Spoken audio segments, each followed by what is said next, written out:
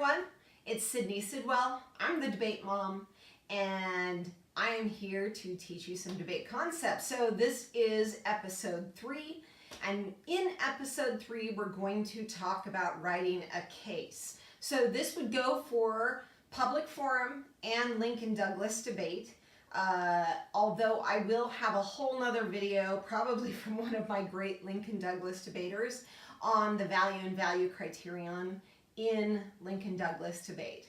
But this is a great way to write a case, just your basics and what you will hear in a public forum round and in a Lincoln Douglas debate round. All right? Okay, so be sure and take notes. Maybe coaches, you'll want them to take notes and then even turn those in or something like that. Okay? All right, so case writing. Case writing 101. And I'll go through some of the problems that novices have with case writing and even in reading their cases at our actual tournament.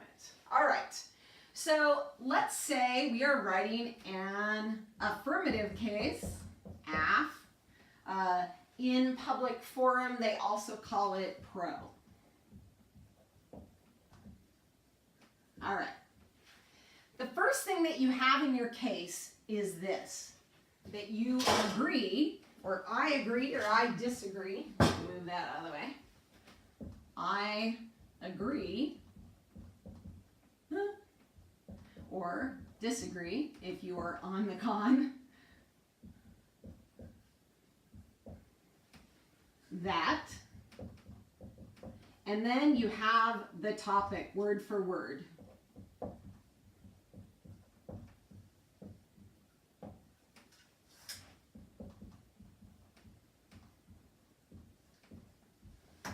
Okay? Don't have approximately the topic. Literally have the topic word for word within your case at the top of your case.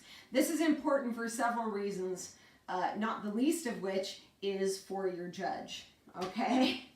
All right. And if you're doing public forums, so the I is if you are doing Lincoln Douglas debate. If you are doing public forum debate, it's we agree or disagree to the topic. All right? Okay, so after this is the resolution. So that would be step 1 is the resolution. And that's that over there. Where can you find the resolutions? Every month I would Google NSDA for National Speech and Debate Association and put topics. PF topics or LD topics or whatever, okay? So make sure that you are on the right topic and that you don't show up to a tournament with the wrong topic. Yeah, all right. So step 1 is the resolution. Step 2, definitions. All right, definitions of what, you may ask? Definitions of really important words in the topic. Don't assume anything. And in fact, when I have my kids actually write their cases, I have them define nearly every word. They may not read all of those definitions in a round. In fact, I can almost guarantee they won't.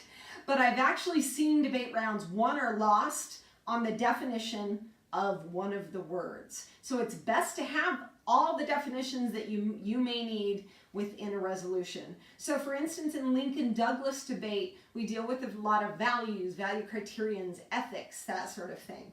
So because of that, the word ought becomes incredibly important. What are we actually trying to prove?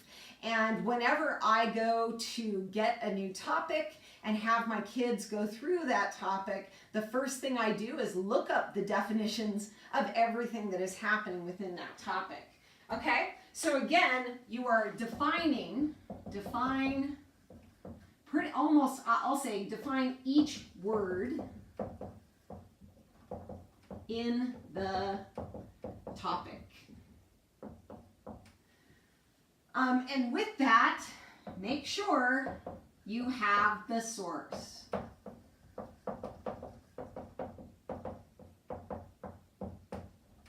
Because why should we believe your definition if there is no source, did this come from you, a high school debater, or did it come from Merriam-Webster or Black's Law Dictionary or something like that?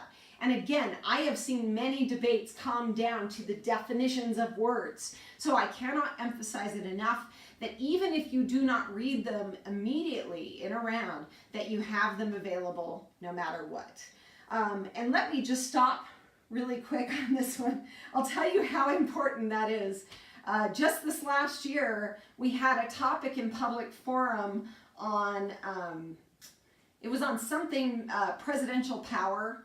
And we didn't really define anything. We just started brainstorming as to like what the presidential power was.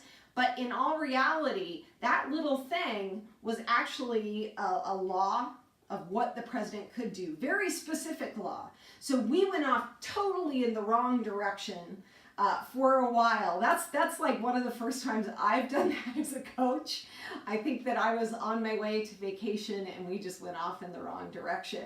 So don't, get caught up like I did, like my kids did, and just start assuming you know what things mean, because you may have completely the wrong interpretation.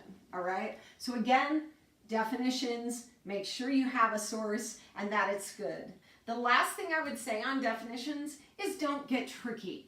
Not really, no debater likes it or judge when another debater decides to define U.S. as like us or like something down in South America. Or so even if the definition exists, it will be a lot easier for the person who is taking it, in the normal way than someone who is trying to be tricky, and now the debate round's really off and judges are just mad because it's a terrible debate.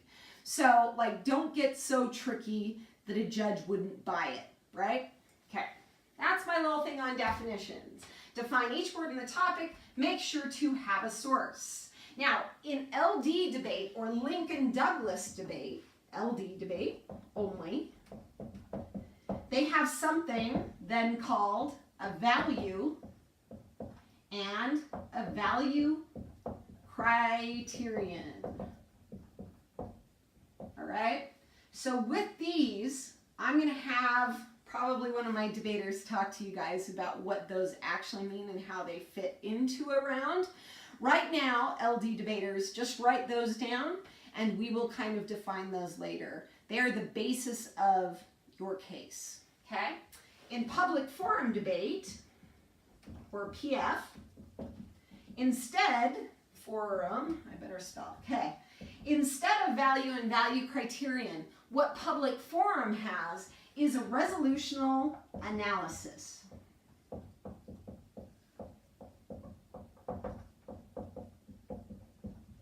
All right, so with a resolutional analysis, this is also called by like framework.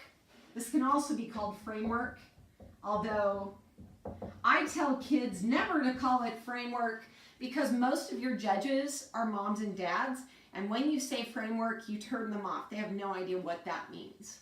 When you say resolutional analysis, when looking to the resolution, we can see that affirmative is trying to prove this today and negative needs to prove this. It makes sense to a judge. When you say framework, the affirmative must prove, right? You're using lingo a judge does not understand. So, but we always do have a resolutional analysis no matter what. In a public forum case, it is framework, right? It is called framework. And you should know what that means just because a lot of people do use it. Now, I'm not going to go into detail on that right now. And usually as a coach, I say, we're going to talk about that. That will be its own little lesson, just like value and value criterion in their own little lesson, okay? It's basically what each side has to prove. All right, so these are coming later. Let's go on to the actual case itself, all right? So third is like the framework. Fourth, you're going to have like 3 points. They're also called contentions. All right. So these are your 3 arguments. Just like in SPAR, hey, you have like 3 arguments. Can you have more than 3? You can if you want to.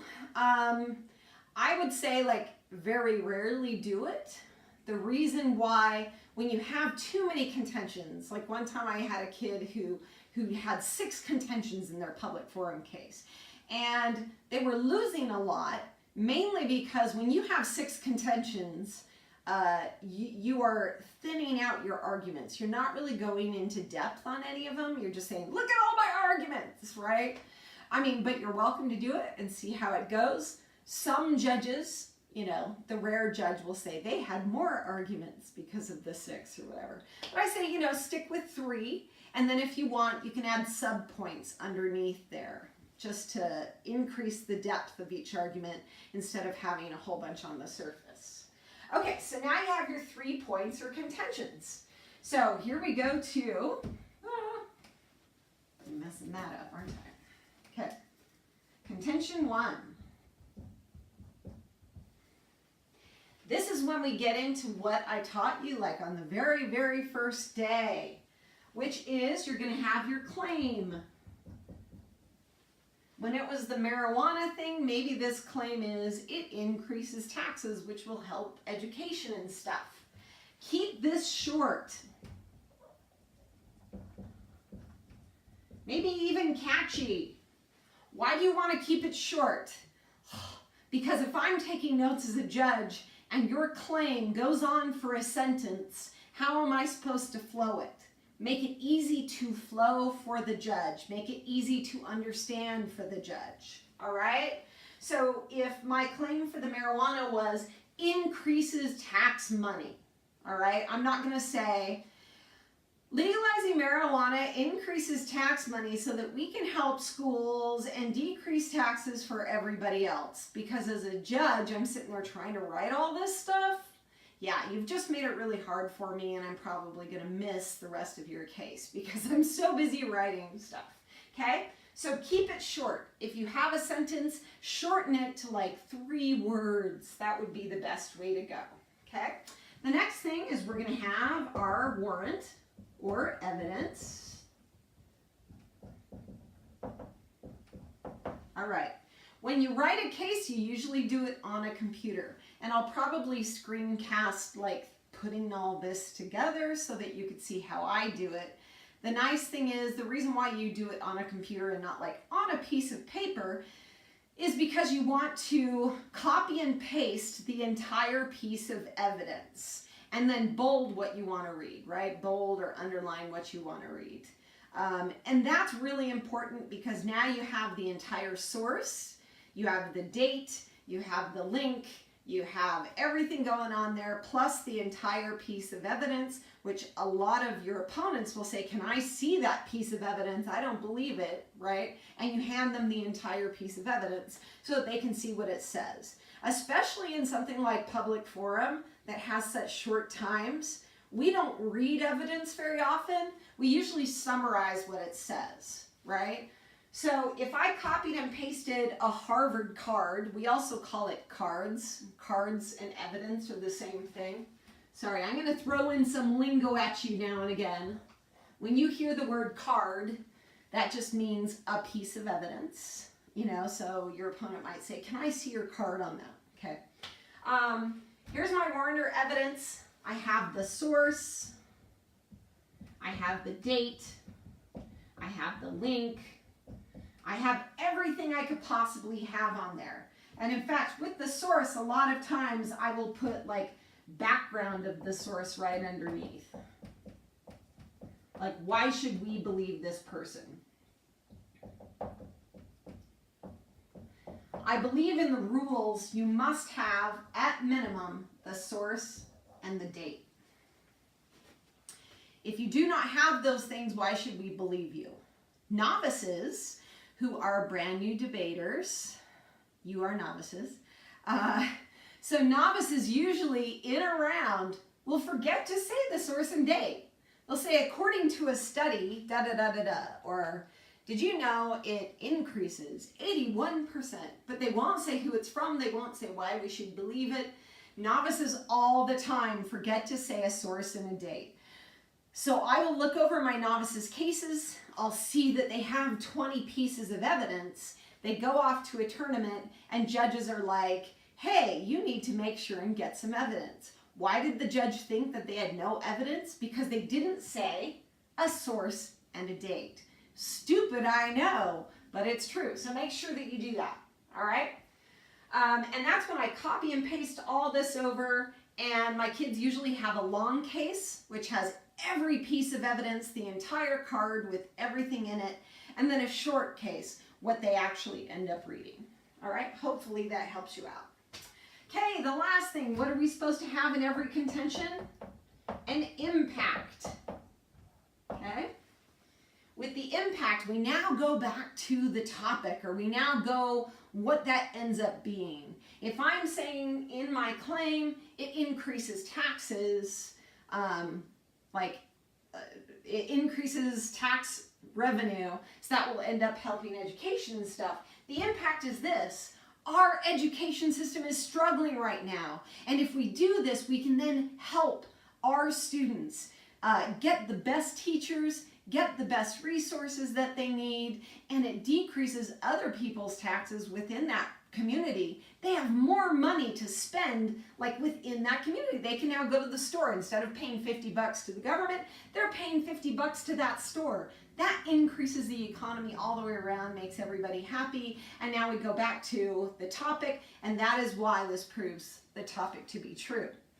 In Lincoln-Douglas debate, for the impact, go back to your value and value criterion and the topic. So if your value is life and your value criterion is social contract theory or whatever, make sure you go back to those things and just show that you have proved your value and value criterion. Okay? And that's pretty much it. You're going to do that with each contention. So you're going to end up with like 3 contentions. Have a bunch of evidence, really. I usually tell my kids, at minimum, when I'm grading your cases, I want to see at least 3 pieces of evidence for each contention to really prove it. At the upper levels, you will see in a case like 20 pieces of evidence, right? In public forum and in Lincoln-Douglas debate to some extent. And with that, that's pretty much how you write a case, okay?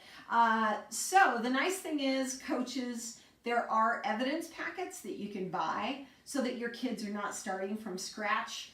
I'm not sure if debateclash.com sells them anymore, but I do know that there are a number of really great evidence packets out there, so just Google it. It's a great way for novices to start because they're really overwhelmed by the internet as to what they're supposed to be looking for. These evidence packets say, here are some good arguments, here's some good evidence. And then from there, they can end up doing their own research. But I would say, like, at the beginning, use those evidence packets so that they understand what good evidence is, what it looks like, what they should be looking for. All right? Good luck in your case writing, and I will be back to talk about the resolutional analysis next time. Thanks so much. This is Sid signing off.